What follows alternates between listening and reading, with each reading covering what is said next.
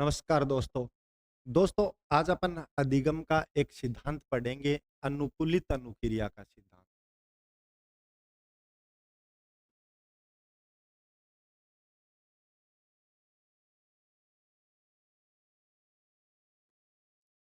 अनुकूलित अनुक्रिया का सिद्धांत सिद्धांत का मूल नाम तो यही है। ये दिया किसने था? तो ये दिया था आईपी पावलोव ने। किसने दिया था?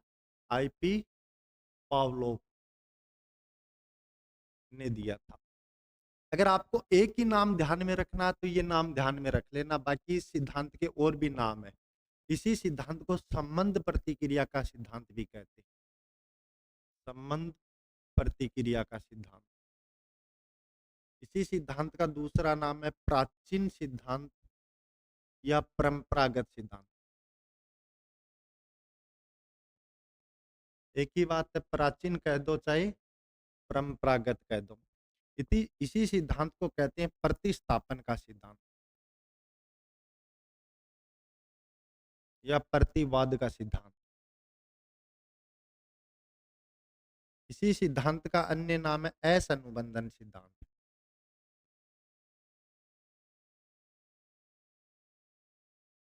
और इसी का एक और नाम है क्लासिकल थ्योरी।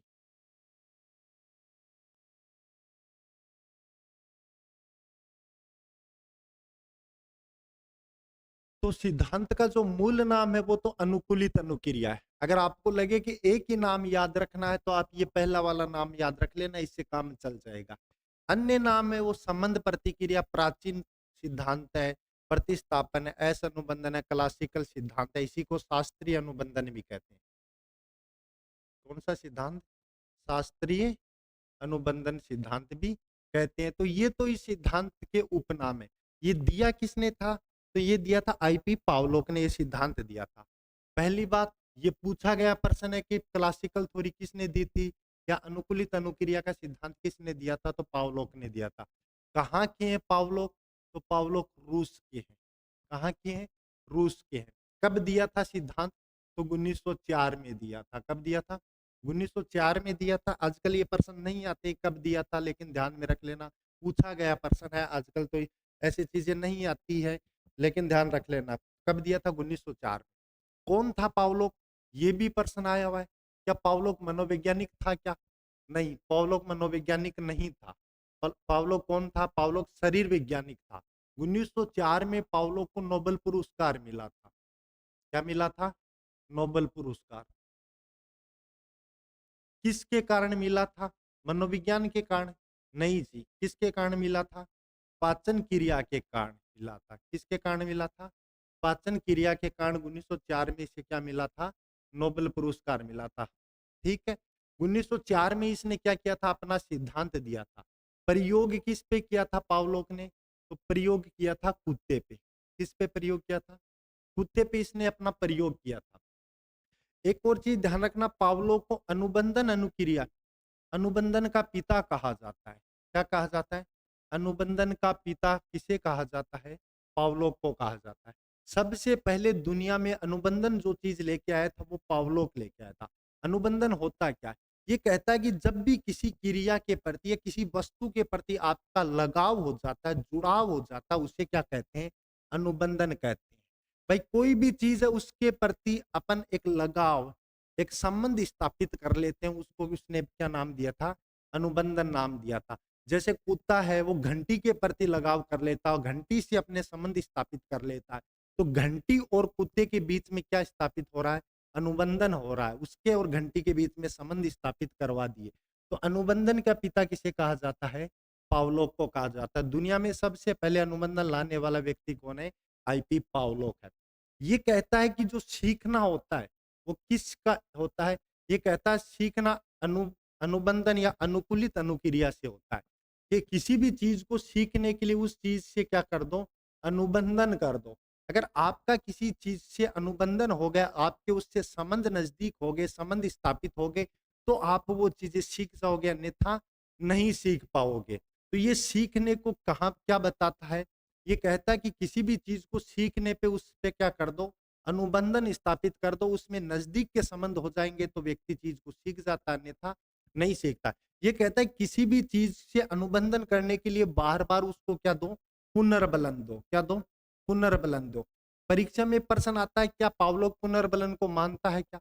पावलोग पुनर्बलन को मानता है। एक तो चीज ध्यान में रखना, पावलोग भी पुनर्बलन को मानता है, थोंडाइक भी पुनर्बलन को मानता है, स्किनर भी पुनर्बलन को मानता है, हल भी नहीं मानता। आपके जो सिलेबस में है वहां पुनर्बलन को कौन नहीं मानता, तो गुथरी नहीं मानता। बस एक चीज ध्यान रख लेना, बाकी और भी विद्वान है लेकिन आपके सिलेबस में एक गुथरी है दे रखा है, वो पुनर्बलन को नहीं मानता। इसके अलावा कोई भी व्यवहारवादी है वह सारे के सारे किसको मानते हैं, पुनर्बलन को मानते हैं। तो ये इतनी चीजें ध्यान रख लेना। पावलोग कौन था? पावलोग शरीर विज्ञानी था। प्रयोग किस पे किया था? कुत्ते पे किया था। अनुबंधन के पिता कहा जाता है। ये कहता है सीखना अनुबंधन का परिणाम होता है। किसका परिणाम होता है? अनुबंधन का। अनुबंधन किसी वस्तु के बीच में आप संबंध स्थापित कर दोगे नजदीक के, तो आप बस चीजों को सीख जाओगे, अन्यथा नहीं सीख पाओगे। 1904 में पावलो को नोबेल पुरस्कार मिला था। किसके कारण? पाचन क्रिया के कारण। इसने प्रयोग किस पे किया था? कुत्ते पे किया था। किस पे प्रयोग किया था इसने? कुत्ते पे किया था। इसने क्या किया था? कुत्ते की पेरोटिक ग्रंथि का क्या कर दिया था? ऑपरेशन कर दिया था। लार ग्रंथि का क्या कर दिया था? ऑपरेशन कर दिया था। एक जार से इसने क्या कर दिया था? बांध दिया था। प्रयोग के पहले इसने क्या किया था? प्रयोग के पहले इसने क्या दिया था? कुत्ते को भोजन दिया था। क्या दिया था? भोजन दिया था। अब भोजन देगा तो कुत्ता क्या है? भूखा है, तो कुत्ता क्या करेगा? लार टपकाएगा। स्वाभाविक बात है भाई, कोई भी व्यक्ति भोजन को देख के कुत्ते की लार आना, तो इसलिए लार का आना कौन सी क्रिया है? स्वाभाविक क्रिया है। और भोजन क्या है? इसके लिए मूल उद्दीपक है। क्या है? मूल उद्दीपक है, प्राकृतिक उद्दीपक है। भोजन को देख के क्या आती है? लार आती है। इसलिए भोजन को कहा जाता है यूसीएस। क्या कहा जाता है? यूसीएस। यूसीएस क्यों कहते हैं? क्योंकि कोई कंडीशन नहीं है, अनकंडीशन है। भाई कोई कंडीशन थोड़ी ना लगा दिया आपको। सभी व्यक्तियों के, आप सब खाना खाते हो, भूख लगी होती है, सब्जी की सुगंध को देख के मुंह में पानी आता है, तो स्वाभाविक प्रतिक्रिया है। भाई भूखे आदमी को पानी भोजन दिखेगा तो लार आना स्वाभाविक क्रिया है। इसलिए जो ये क्रिया की ये भी क्या हुई? यूसीआर हुई। क्या हुई? यूसीआर हुई। यूसीआर क्यों हुई? क्योंकि भोजन को देख के लार आना कोई कंडीशन नहीं है, ये स्वाभाविक प्रतिक्रिया है। इसमें ये चीजें आप ये देख लेना, जो मूल उद्दीपक के प्रति जो भी प्रतिक्रिया होती है वो हमेशा स्वाभाविक प्रतिक्रिया होती है। कौन सी प्रतिक्रिया होती है? स्वाभाविक प्रतिक्रिया होती है। स्वाभाविक प्रतिक्रिया का मतलब इसमें कोई कंडीशन नहीं लगी हुई, जो प्रतिक्रिया होनी है वही होगी। इसके अलावा आप कोई प्रतिक्रिया करोगे तो उसमें कंडीशन लगाई जाती है। तो इसने प्रयोग से पहले क्या किया था? कुत्ते को भोजन दिया, भोजन देख के कुत्ते ने क्या कर दी? लार टपका दी। कुत्ते ने क्या कर दी? फिर इसने क्या की? घंटी बजाई। घंटी बजाई। अब घंटी स्वाभाविक उद्दीपक है क्या? नहीं है। तो घंटी क्या है? सीएस है। घंटी क्या है? सीएस है। इसने क्या की? कुत्ते ने कोई भी प्रतिक्रिया नहीं की। स्वाभाविक बात है, कोई भी जानवर, कोई कुत्ता हो, बिल्ली हो, कोई भी घंटी के प्रति लार टपकाएगा क्या?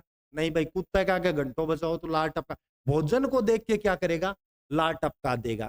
फिर इसने प्रयोग में क्या किया? प्रयोग में इसने पहली क्या किया? भोजन दिया। क्या दिया?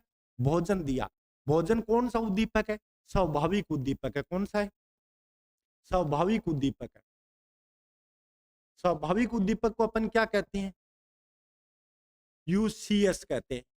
क्या कहते हैं? यूसीएस। यूसीएस क्यों कहते हैं? क्योंकि भोजन में कोई कंडीशन नहीं लगी हुई। जो स्वाभाविक उद्दीपक होता है वो हमेशा यूसीएस ही होता है। यूसीएस क्यों होता है? क्योंकि इसमें कोई कंडीशन नहीं है, अनकंडीशन है। और जो स्वाभाविक उद्दीपक के प्रति जो भी प्रतिक्रिया होगी, वो प्रतिक्रिया भी हमेशा क्या होगी? स्वाभाविक होगी। कौन सी होगी? कौन सी प्रतिक्रिया होगी? स्वाभाविक। इसलिए ये जो लार आई, इस लार को क्या कहेंगे अपन? यूसीआर कहेंगे। क्या कहेंगे? यूसीआर। क्योंकि स्वाभाविक उद्दीपक के प्रति हमेशा प्रतिक्रिया भी क्या होगी? स्वाभाविक होगी। स्वाभाविक उद्दीपक में कभी भी कोई कंडीशन नहीं लगी हुई होती, इसलिए इसको क्या कहते हैं? यूसीएस कहते हैं। और जो प्रतिक्रिया आएगी उसमें भी कोई कंडीशन नहीं है, इसलिए उसको क्या कहते हैं? यूसीआर कहते हैं, अनकंडीशन। दूसरे दिन इसने क्या किया? घंटी बजाई। क्या की? पहले घंटी बजाई। घंटी को क्या कहेंगे? घंटी स्वाभाविक उद्दीपक नहीं है। ये कौन सा उद्दीपक है? ये कृत्रिम उद्दीपक है। कौन सा है? कृत्रिम उद्दीपक है। ये बनावटी उद्दीपक है, झूठा उद्दीपक है। तो इसको क्या कहते हैं? सीएस कहते हैं। क्या कहते हैं? सीएस। क्योंकि कंडीशन लगा दी। क्या लगा दी? कंडीशन। इसके बाद में उसने क्या दिया? भोजन दिया। क्या दिया? भोजन क्या है? यूसीएस का है। क्या है? यूसीएस है। कुत्ते ने क्या कर दी? लार टपका दी। क्या कर दी? लार। अब बताओ ये जो लार आई वो घंटी को देख के आई या भोजन को देख के आई? घंटी को देख के नहीं आई। किसको देख के आई? भोजन को देख के। इसलिए ये जो प्रतिक्रिया होगी, ये जो लार होगी वो क्या होगी? यूसीआर होगी। क्या होगी? यूसीआर होगी। तीसरे दिन इसने दिन में 3 बार प्रयोग करता था, लगातार पावलोक ये करता था। क्यों कर रहा था? क्योंकि उसको अनुबंधन करवाना था। किसके प्रति? घंटी के प्रति। पावलोक ये चाह रहा था कि इस घंटी का और कुत्ते का इतना नजदीक का संबंध कर दें कि कुत्ता एक दिन घंटी को देख के लार टपका दे। यही तो इसका सिद्धांत अनुबंधन। ये कहता है कि चीजें जब आपके समीप होगी, आपका संबंध अच्छा हो जाएगा, तो आप चीजों को सीख जाते हो, अन्यथा नहीं सीखोगे। ये रोज करता था पावलोक। घंटी बजाता, भोजन देता, घंटी बजाता, भोजन देता। ये 3 दिन में 3 बार करता था। 10-15 दिन लगातार पावलोक ने ये कार्य किया। वो घंटी एक दिन पावलोक ने क्या किया? घंटी बजाई। कुत्ते के प्रति क्या की? घंटी। घंटी क्या है? सीएस है। क्या है? सीएस है। इसने क्या किया? भोजन नहीं दिया। भोजन नहीं दिया, कुत्ते ने क्या कर दी? लार टपका दी। क्या टपका दी? लार टपका दी। अब बताओ ये जो लार होगी वो कौन सी होगी? ये सीआर होगी या यूसीआर होगी? कौन सी होगी? अब कहते हो लार तो लार ही होती है, लार लार नहीं होती, क्योंकि इसमें क्या नहीं आया? इसमें सिर्फ घंटी आई है। इसमें क्या है?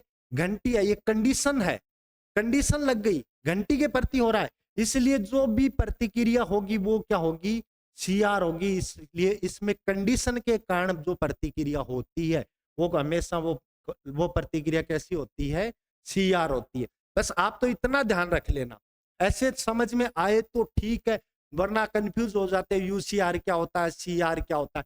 बस इतनी चीज ध्यान रख लेना, जहां कहीं भी मूल उद्दीपक होता है, मूल उद्दीपक के प्रति जो भी प्रतिक्रिया होगी वो स्वाभाविक प्रतिक्रिया होगी। क्योंकि मूल उद्दीपक क्या है? सब मूल उद्दीपक स्वाभाविक उद्दीपक है, और स्वाभाविक उद्दीपक के प्रति आप जो भी प्रतिक्रिया करोगे वो स्वाभाविक प्रतिक्रिया होगी। और जब भी स्वाभाविक प्रतिक्रिया होगी वो हमेशा यूसीआर होती है। कौन सी होती है?